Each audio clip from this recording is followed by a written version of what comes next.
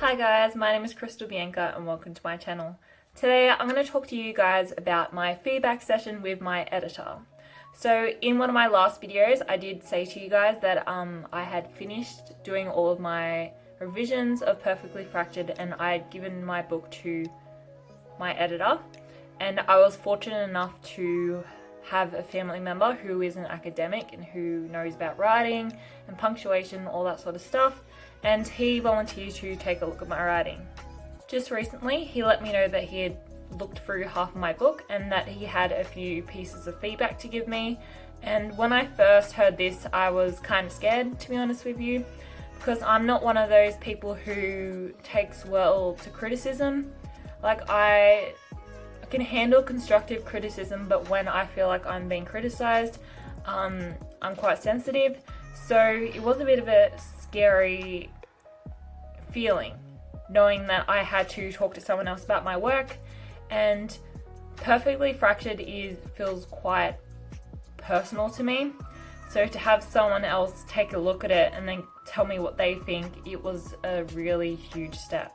I thought that I would come out of receiving this feedback feeling quite down and feeling quite low about my book altogether, but surprisingly I felt the opposite. I felt quite invigorated, I felt excited, I actually felt really good that someone else had taken the time out to actually look at my book and to actually give me really good pointers. I think I was really fortunate to have someone who gave me really good constructive criticism.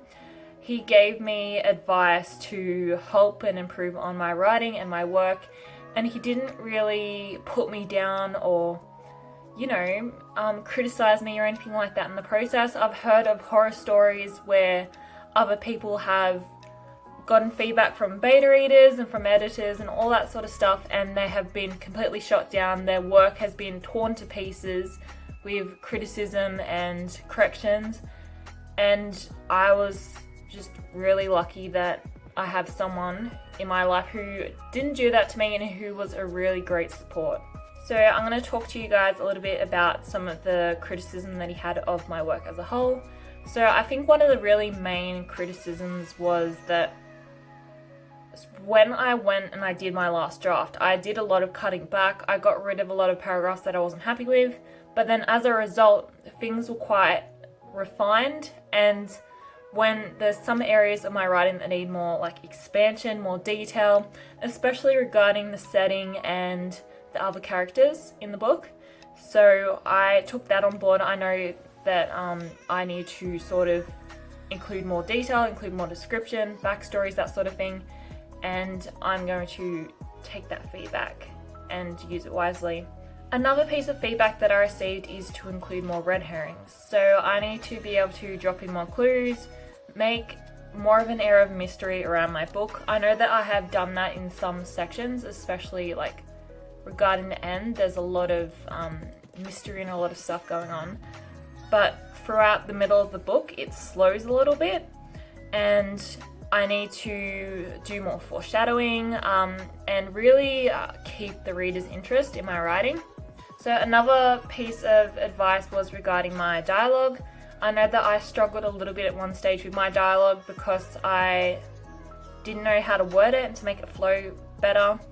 I used the he said, she said a lot, and I think that's because when I read some of the writing books and writing tips and tricks books, I received advice from the other authors to make sure that don't go using all these other words to describe the way that they're talking. Just stick to the basics, just say he said, she said, you can't go wrong. Another piece of advice that I got was about my diary entries.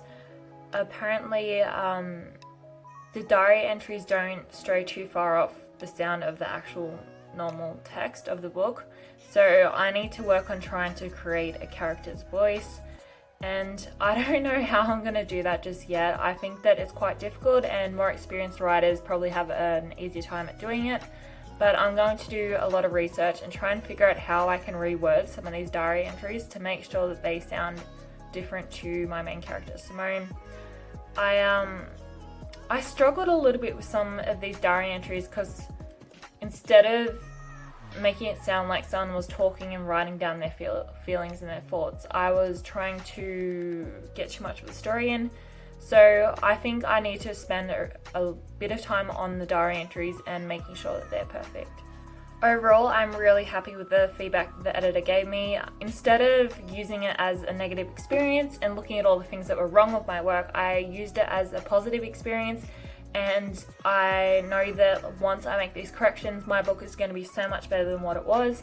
And I think that it's really helpful getting feedback to make your book the best book possible before you go and you publish your book. So I thought I was done with Perfectly Fractured, but that's alright. So I need to go back and I need to make the corrections and apply all the feedback that I've been given, and I will get back to you and tell you how I go with that. If any of you guys have stories about any feedback or criticism that you've received about your own writing, I'd love to hear it in the comments down below.